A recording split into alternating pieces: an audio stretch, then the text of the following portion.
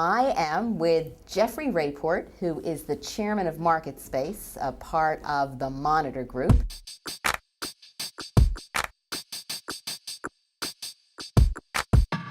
You were voted the best professor at HBS. So what was that? What did you do to get your students to like you so much? It was a fun thing to be doing because I was teaching two courses there. One on what we called service management, on the management of service businesses. The other course was one that I'd started in the early 90s, which was essentially focused on the question of how does technology begin to mediate services? And that is how I wound up being in a position of essentially teaching what became the first internet course at a top-tier business school that we're aware of, either in the country or the world.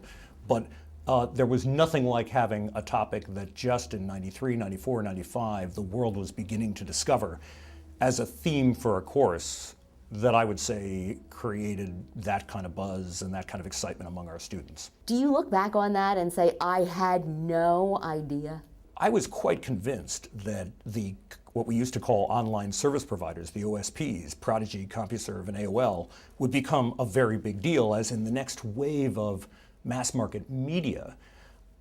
It was also clear to me that the highest margin businesses that we were looking at in the world were actually businesses that were built in an information space, not in the physical world. And that's where the MarketSpace term came from. When you look at the early ones that not only survived, but really laid the framework for everything that was going to go on, are there lessons from all of that? One of the things that came out in a lot of the case discussions was the debate about what web screens should look like.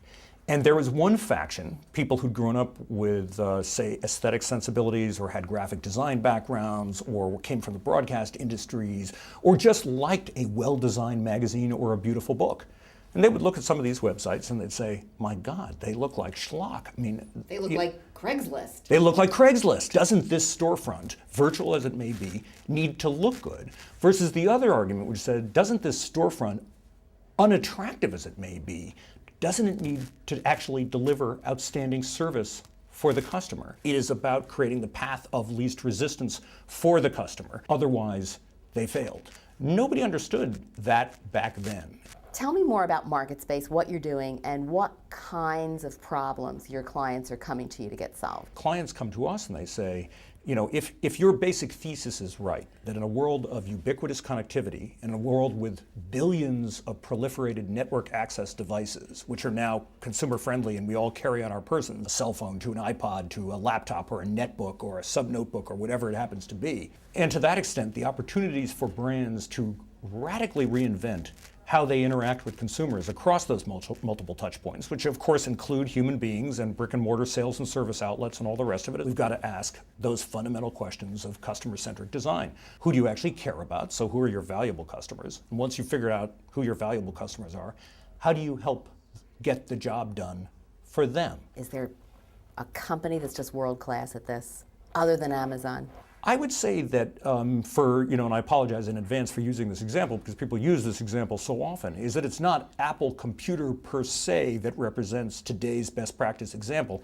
It's actually Ron Johnson's division of Apple, namely the Apple retail stores, that is by far and away, I mean, it's hard, once you understand the numbers that the retail store represents, it's hard to argue that there's a more dramatic best practice of this kind of integration of people, really talented people with really smart technology in a variety of innovative combinations that represent what goes on in those Apple stores, to say, yes, there are people who get it right. When the biggest Apple store in the world opened up in Back Bay, there were lines all the way down Comm Ave. This is not about helping people understand how to get more out of a product.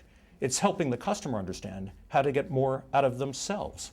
So the question for anyone listening to this interview or any CEO anywhere is, do you have a strategy coming out of this recession that will enable you to multiply your top line by a factor of 6 or 7x? We're not talking about 60%. We're talking about 6x to 7x your current revenues coming out of this recession. Apple pulled that off. What do you see out on the horizon? We're now willing to respond in the context of a set of digital interfaces, whether it's on a smartphone like an iPhone or all of the competitors have entered the market since then, on a PC screen, on a high-resolution touchscreen kiosk. Increasingly, whether these environments are social or not, we are achieving, in our view, something that is radically different from what machines could do even 3 to 5 years ago, and that is that they are touching a frontier that is beyond feature, function, and performance. They're touching a frontier that's emotional. I have been speaking with Jeffery Rayport, who's the chairman of MarketSpace, a division of the Monitor Company, and a former HBS professor, former editor for Fortune magazine, or associate editor, and former fast food junkie. There you go. Junkie. Nothing like growing up in the Midwest to become a manufacturer. fast food junkie and a manufacturer. Yeah. Jeffrey, thank you so much. Diane, thank you so much. That was awesome. Oh, That good. was amazing. Oh, I was going to write some stuff down, and then I thought, oh, I don't have to write it down. We have We it have a on video. camera.